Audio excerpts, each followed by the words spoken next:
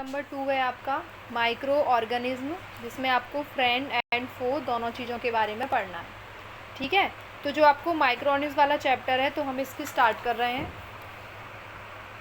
आपने बहुत सारे प्रकार के प्लांट्स और एनिमल्स को देखा होगा, ठीक है ना। कुछ ऐसे हैं जो लिविंग ऑर्गेनिज्म हैं और कुछ ऐसे हैं जो नॉन लिविंग है। तो आपके नॉन लिविंग तो प्लांट और एनिमल्स में आते ही नहीं हैं, ठीक है। तो जो आपके लिविंग बींग्स में आते हैं प्लांट और एनिमल, तो प्लांट और एनिमल के अलावा भी कुछ लिविंग ऑर्गेनिज्म होते हैं जिनको हम अपनी आँखों से नहीं देख सकते, या फिर सॉरी मेरे कहने का मतलब है कि आप अपनी नेक्ड आई से नहीं देख सकते। माइक्रोस्कोप लगा करके आप देख सकते हो, लेकिन आप अपनी नेक्ड आई से उनको नहीं देख सकते। जो आपके आसपास होते हैं उन सभी ऑर्गेनिज्म को हम क्या कहते हैं? माइक्रो ऑर्गेनिज्म, यानी ये भी लिविंग बींग्स होते हैं, ठीक है ना। या फिर कहते हैं हम इनको माइक्रोब्स। ये लिविंग बींग तो हैं, लेकिन हम इनको अपनी नेक्ड आई से नहीं देख पाते हैं, इसीलिए हम इनको क्या कहते हैं? माइक्रो ऑर्गेनिज्म, यानी कि बहुत छोटे होते हैं ये। आपने ऑब्जर्व किया होगा जब रेनी सीजन होता है, बारिश होती है, ठीक है ना, तो सरफेस जो है कवर रहता है ग्रेइश वाइट पैचेस से। तो आपने ऑब्जर्व भी किया होगा बहुत बार इसको।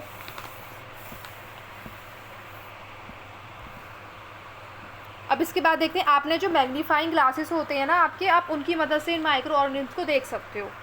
तो अब हम पढ़ेंगे माइक्रो ऑर्गेनिज्म के बारे में। कुछ एक्टिविटीज़ दे रखी हैं, आप इनको एक बार पढ़ लेना, अगर नहीं आए समझ में तो पूछ लेना। तो आपका वाटर और सॉइल दोनों के अंदर ही आपको छोटे छोटे ऑर्गेनिज्म मिलते हैं, ठीक है ना। तो हालांकि ये सारे के सारे माइक्रोब्स की कैटेगरी में नहीं आते, लेकिन फिर भी ये जो माइक्रो ऑर्गेनिज्म और जो माइक्रोब्स आपके होते हैं ये साइज़ में छोटे होते हैं, ठीक है ना। और हम इनको अपनी अनएडेड आइज से नहीं देख सकते, ठीक है ना। हम अपनी आइज़ को मतलब कि बिना स्पेक्टेकल लगाए, बिना माइक्रोस्कोप को यूज़ करें हम इनको नहीं देख पाते हैं। आपके माइक्रो ऑर्गेनिज्म जो में है उनमें आपका फंगस भी आता है, और आपका ये ब्रेड के अंदर लगता है वो भी आता है। आप इनको देख सकते हो किसकी मदद से? मैग्नीफाइंग ग्लास, यानी कि आप माइक्रो ऑर्गेनिज्म की माइक्रोस्कोप की मदद से अपने माइक्रो ऑर्गेनिज्म को देख सकते हो, और उस माइक्रोस्कोप के अंदर आप क्या लगाते हो? मैग्नीफाइंग ग्लासेस लगाते हो, ठीक है। तो इन ऑर्गेनिज्म को हम क्या कहते हैं? माइक्रो ऑर्गेनिज्म या फिर माइक्रोब्स। हमने माइक्रो ऑर्गेनिज्म को क्लासीफाई करा है 4 ग्रुप में। पहला जो ग्रुप है आपका वो बैक्टीरिया है, दूसरा आपका फंगी है, तीसरा आपका प्रोटोजोआ है, और चौथा आपका एल्गी है। तो आपके माइक्रो ऑर्गेनिज्म कितने ग्रुप्स में डिवाइड है बेटा? 4 ग्रुप में। वो 4 ग्रुप कौन कौन से हैं? पहला क्या है आपका? बैक्टीरिया, दूसरा क्या है आपका? फंगी, तीसरा क्या है आपका? प्रोटोजोआ, चौथा क्या है आपका? एल्गी। तो अगर हम बनाएं निमोनिक्स तो क्या बनेगा आपका? BFPA। बी से आपका बैक्टीरिया हो जाएगा, एफ से आपका फंगी हो जाएगा, पी से आपका प्रोटोजोआ हो जाएगा, ए से आपका एल्गी हो जाएगा। तो आपका क्या बन जाएगा? बैक्टीरिया, फंगी, प्रोटोजोआ और एल्गी। ये सब आपके क्या है? माइक्रो ऑर्गेनिज्म के 4 पार्ट हैं। उसके बाद कुछ कॉमन माइक्रो ऑर्गेनिज्म भी होते हैं, जैसे कि आपका वायरस है।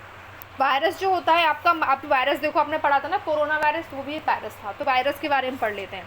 तो वायरस आपका क्या होता है? एक प्रकार का माइक्रोस्कोपिक होता है, ये भी माइक्रो ऑर्गेनिज्म होता है, माइक्रोब होता है, ठीक है ना। लेकिन ये कुछ हद तक आपके माइक्रो ऑर्गेनिज्म से डिफरेंट होता है, ठीक है ना। क्योंकि ये क्यों डिफरेंट होता है? क्योंकि ये रिप्रोड्यूस करता है ओनली अपने सेल के अंदर, अपने ऑर्गेनिज्म के अंदर। ये बाहर रिप्रोडक्शन नहीं कर पाता, या फिर हम बोलें तो ये बाहर अपने आप को डबल नहीं कर पाता, डेवलप नहीं कर पाता। ये अपने आप को रिप्रोड्यूस करता है only inside the cell of the host organism, यानी कि ये जिस किसी भी ऑर्गेनिज्म की बॉडी के अंदर घुस जाता है वहीं पर ही ये अपने आप को क्या करता है? रिप्रोड्यूस करता है। अपने से 1 से 2, 2 से 4 बनाता है, बाहर नहीं बनाता, इसलिए ये ज़्यादा खतरनाक होता है। कोरोना वायरस हमारे अंदर जा करके अपने आप को रिप्रोड्यूस कर रहा था, इस वजह से हमारी बीमारी फैलती चली जा रही थी और हम खत्म हो रहे थे, ठीक है। तो ये होस्ट ऑर्गेनिज्म के अंदर जा करके अपने आप को क्या करता है? रिप्रोड्यूस करता है, ठीक है ना। हो सकता है किसी बैक्टीरियम के अंदर चला जाए, प्लांट या किसी एनिमल के अंदर चला जाए, ठीक है ना। तो जो आपका कॉमन एलिमेंट्स होते हैं, जो वायरस की वजह से होने वाले कॉमन एलिमेंट्स या बीमारी है, सबसे पहले आपका कोल्ड है, उसके बाद आपका इन्फ्लुएंजा जो कि एक प्रकार का फ्लू है, उसके बाद आपका कफ है ना, और दूसरा क्या है? आपके बहुत सारे वायरसेस। ये सब आपके वायरसेस की वजह से होते हैं। जो सबसे सीरियस डिसीजेस हैं जो वायरस की वजह से होती हैं वो आपकी पोलियो है, आपका चिकन पॉक्स, सॉरी, ये सब भी वायरस की। तो मैं आपसे क्वेश्चन पूछूंगी जब मैं आपका टेस्ट लूँगी कि आप बताइए वायरस से होने वाली कौन कौन सी बीमारियाँ हैं। तो आप मुझे नाम बताएंगे कि दीदी कोल्ड होता है, इन्फ्लुएंजा होता है, और अगर सीवियर डिसीज़ की बात करें तो पोलियो होता है, चिकन पॉक्स होता है। ये सारी दवाइयाँ जो हैं, ये सारी जो आपकी बीमारियाँ हैं, ये हमें वायरस के कारण होती हैं, ठीक है। तो कुछ डिसीज़ हैं जैसे कि आपकी ये डायसेंट्री डिसीज़ और मलेरिया, ये वायरस की वजह से नहीं होती, बल्कि ये किसकी वजह से होती हैं, ये प्रोटोजोआ की वजह से होती हैं, ठीक है ना। और जो आपका टाइफाइड और ट्यूबरक्लोसिस है, ये आपका बैक्टीरिया की वजह से होता है। तो आपको सब याद रखने हैं। आपको वायरस से होने वाली बीमारियाँ, जिनमें मैंने आपको बताया था, कोल्ड बताया था, कफ बताया था, इन्फ्लुएंजा बताया था, पोलियो बताया था और चिकन पॉक्स बताया था। बैक्टीरिया से होने वाली बीमारियाँ, जिसमें मैंने आपको ट्यूबरक्लोसिस और टाइफाइड बताया है। प्रोटोजोआ से होने वाली बीमारी, जिसमें मैंने आपको मलेरिया और डिसेंट्रीज बताई है, ठीक है ना। उसके बाद में आप आगे देखते हैं। ये आपको दिखाई दे रहा है, बैक्टीरिया ऐसे दिखाई देते हैं, ठीक है।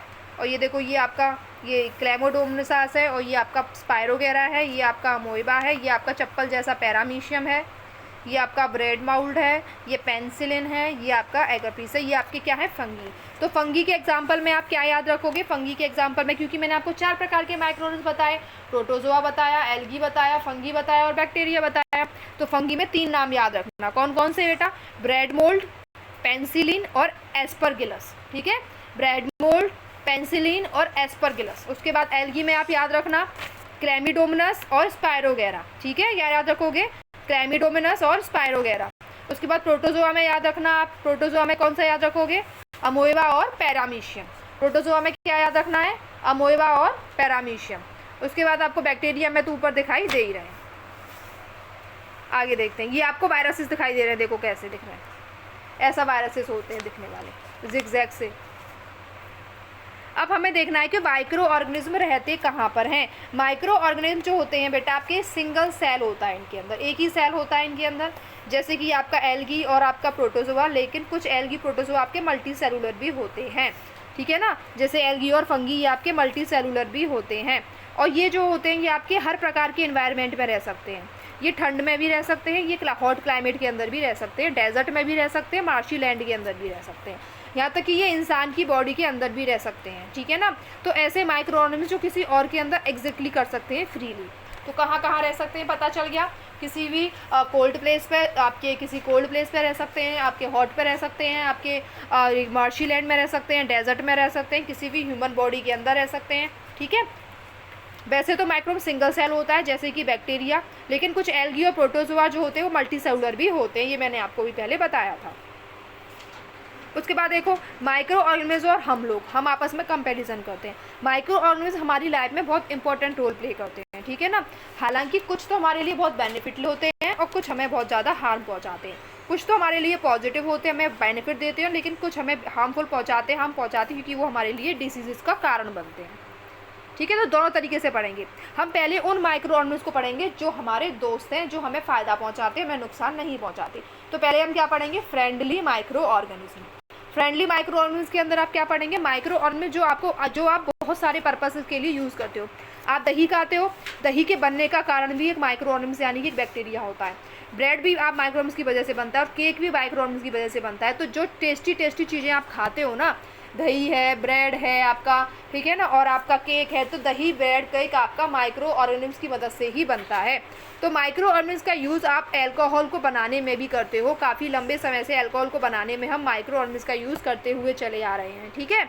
बहुत सारे हैं जिनको आप इन्वायरमेंट को साफ़ करने के लिए यूज़ करते हो। यानी पहले आप जो खाने के लिए यूज़ करते थे वो कौन कौन से थे आपका? उसमें कौन कौन से आ रहे थे? कर्ड में आ रहा था, केक में आ रहा था, ठीक है ना, ये इसमें आ रहे थे। और दूसरा क्या था आपका? क्लीनिंग के पर्पज़ से यूज़ हो रहे हैं। क्लीनिंग के पर्पज़ से यूज़ होने का मतलब क्या है आपका? जो आपका ऑर्गेनिक वेस्ट है, ठीक है ना, जैसे कि वेजिटेबल पील्स हैं, आपके एनिमल्स का जो भी वेस्ट निकल के आता है, उन सबको आप क्या करते हो? एक बैक्टीरिया की मदद से उसे क्या करते हो? उसको छोटे छोटे पार्ट्स में तोड़ते हो और बैक्टीरिया की मदद से आपकी बहुत सारी मेडिसिन भी बनती हैं। और जब ये रिमेन्स जो होता है, जो आपका एनिमल का रेजिड्यू है या प्लांट्स का रेजिड्यू है, उस सबको जब आप मिट्टी के अंदर मिला दे तो आपकी मिट्टी की क्या हो जाती है? फर्टिलिटी बढ़ जाती है। और कुछ बैक्टीरिया जो होते हैं वो मिट्टी के अंदर नाइट्रोजन फिक्सेशन करने में भी मदद करते हैं। तो ये सारे क्या हैं? आपके पॉजिटिव बैक्टीरिया हैं जो आपके फ्रेंडली रिलेशन को निभाते हैं, आपके साथ फ्रेंडली बिहेवियर करते हैं। तो आपके जो इन्वायरमेंट में आपकी सफाई करने में मदद कर रहे हैं, या आपकी सॉइल की फर्टिलिटी बढ़ाने में मदद कर रहे हैं, या आपके जो टेस्टिंग आइटम्स हैं उनको बनाने में मदद कर रहे हैं, तो आपके वो सब क्या हैं? आपके फ्रेंडली माइक्रो ऑर्गेनिज्म हैं, ठीक है। तो अगर आपने कर्ड देखा होगा, दही अगर आपने देखा होगा, तो दही के अंदर छोटे छोटे बहुत सारे माइक्रो ऑर्गेनिज्म होते हैं जिनको आप केवल माइक्रोस्कोप से देख सकते हो। वो माइक्रो ऑर्गेनिम्स का नाम क्या होता है, ये आपको याद रखना है। उसका नाम होता है लैक्टोबैसिलस। ये मैं आपसे पूछूंगी कि जो लैक्टोबैसिलस होता है आपका, लैक्टोबैसिलस आपका ऐसा बैक्टीरिया होता है जो आपकी कर्ड में पाया जाता है, और ये कर्ड के बनने में आपका रिस्पॉन्सिबल भी होता है ना। तो दूध के अंदर, दूध से दही को बनाने में यही बैक्टीरिया रिस्पॉन्सिबल होता है। इसकी वजह से ही दूध जो है दही में बदल जाता है। तो बैक्टीरिया जो होता है वो इन्वॉल्व होता है। अगर आपको चीज़ जो आप खाते हो ना, चीज़, उसको भी, चीज़ को बनाने में बैक्टीरिया इन्वॉल्व होता है। पिक्कल बनाने में भी इन्वॉल्व होता है, और भी बहुत सारे फूड आइटम्स हैं जिनको बनाने में आपका वो बैक्टीरिया इन्वॉल्व रहता है। रवा सूजी आप जिसे कहते हैं, जिसे आप इडली बनाने में यूज़ करते हैं, भटूराज होते हैं, ठीक है ना, इन सब के अंदर आपका ये यूज़ किया जाता है। तो बैक्टीरिया और ईस्ट दोनों ही आपका फर्मेंटेशन में काम आते हैं। और इडली और डोसा जब आप बनाते हो तो उसके अंदर क्या होता है बेटा, फर्मेंटेशन होता है। तो फर्मेंटेशन के अंदर ही आपके ये दोनों काम आते हैं। आगे देखते हैं एक्टिविटीज़। बेटा पढ़ना जरूर, ठीक है, नहीं समझ में आए तो पूछ लेना। तो जो आपका ईस्ट है वो आपका रिप्रोड्यूस होता है बहुत जल्दी, और आपका ये ईस्ट बहुत ज़्यादा कार्बन डाइऑक्साइड प्रोड्यूस करता है, यानी कि ये ऑक्सीजन लेता है और कार्बन डाइऑक्साइड प्रोड्यूस करता है। तो जब ईस्ट जो होता है, जब अपने आप को रिप्रोड्यूस करता है तो ये बहुत जल्दी करता है और कार्बन डाइऑक्साइड का यूज़ बहुत ज़्यादा करता है, ठीक है ना। तो गैसेस के बबल्स इसमें से निकलते हैं, ठीक है, जिससे इसका वॉल्यूम बहुत ज़्यादा बढ़ जाता है। यानी कि अगर इतना सा ईस्ट होगा तो अपने आप को रिप्रोड्यूस करता है, अपने आप को बढ़ाता रहता है, बढ़ाता रहता है, बढ़ाता रहता है, और फिर जब कार्बन डाइऑक्साइड गैस निकालता रहता है तो फूल के ऐसे बबूला सा बन जाता है, ठीक है ना। कभी कभी जब आटा खराब हो जाता है तो उसको देखना, आटा ऐसा होगा तो ऐसे फूल के ऐसे बड़ा सा बबल सा बन जाता है, क्योंकि वो ईस्ट जो होता है अपने आप को रिप्रोड्यूस कर लेता है, फर्मेंट कर लेता है, और अपने आप को कार्बन डाइऑक्साइड गैस को निकालता है, तो उससे वो स्पॉन्जी भी दिखता है, ठीक है ना। तो ये ईस्ट का काम होता है। ईस्ट को इसलिए आप ब्रेड बनाने के लिए यूज़ करते हो, है ना, पेस्ट्रीज बनाने के लिए यूज़ करते हो, केक बनाने के लिए, स्पॉन्जी चीज़ें बनाने के लिए आप ईस्ट को यूज़ करते हो। तो बेकिंग इंडस्ट्री में आपका ईस्ट बहुत यूज़ होता है। अब माइक्रो ऑर्गेनिज्म का कमर्शियल यूज़ क्या है। माइक्रो ऑर्गेनिज्म जो होते हैं बहुत ज़्यादा यूज़ होते हैं अल्कोहल का प्रोडक्शन करने के लिए, अल्कोहल को बनाने के लिए, वाइन को बनाने के लिए, एसिटिक एसिड विनेगर को बनाने के लिए। जो आपका ईस्ट है ये बहुत ज़्यादा कमर्शियल यूज़ होता है, क्योंकि ईस्ट का ही हम यूज़ करते हैं, क्योंकि यही अपने आप को रिप्रोड्यूस करता है, ठीक है ना, फर्मेंटेशन करता है, और ये अल्कोहल और वाइन बनाने में बहुत इंपॉर्टेंट होता है, ठीक है ना। और इसलिए हम इसकी इंडस्ट्रीज बहुत ज़्यादा ग्रो कर रही है। इसका मतलब क्या है कि ईस्ट जो हमें मिल रहा है उसका यूज़ बहुत ज़्यादा है। तो आपका नेचुरल शुगर बनाने में, जैसे बार्ले, व्हीट, राइस है, आपके जो फ्रूट के जूसेस वगैरह हैं, उन सबको बनाने में भी ईस्ट बहुत इंपॉर्टेंट रोल करता है। आपको अल्कोहल की स्मेल आती है। जो अल्कोहल होता है वो कैसे बनता है, जो शुगर होती है, शुगर उसको अल्कोहल में कन्वर्ट कर देता है। कौन कन्वर्ट कर देता है, ईस्ट कन्वर्ट कर देता है। तो जो प्रोसेस होती है शुगर का अल्कोहल में कन्वर्जन होने की, वही आपकी फर्मेंटेशन कहलाती है। The process of conversation of sugar into alcohol is called fermentation, ठीक है। The process of soil convert into alcohol is called fermentation. Fermentation को डिस्कवर करने वाले व्यक्ति बेटा आपको याद रखने हैं, उनका नाम लुईस पैस्चर है। लुईस पैस्चर ने फर्मेंटेशन को डिस्कवर करा था 1857 में, जिस समय हमारे भारत में इंडिपेंडेंस वार ऑफ म्यूटिनिटी चल रही थी, स्वतंत्रता संग्राम के लिए विद्रोह चल रहा था 1857 का। उस समय लुईस पैस्चर ने फर्मेंटेशन का क्या करा था, डिस्कवर किया था, ठीक है। तो कल हम शुरू करेंगे यहाँ से माइक्रो ऑर्गेनिज्म का क्या है, क्या मेडिकल यूज़ है, ठीक है। इसके आगे का चैप्टर अब हम कल कवर करेंगे। बहुत सारी अच्छी इंफॉर्मेशन हैं इस चैप्टर में।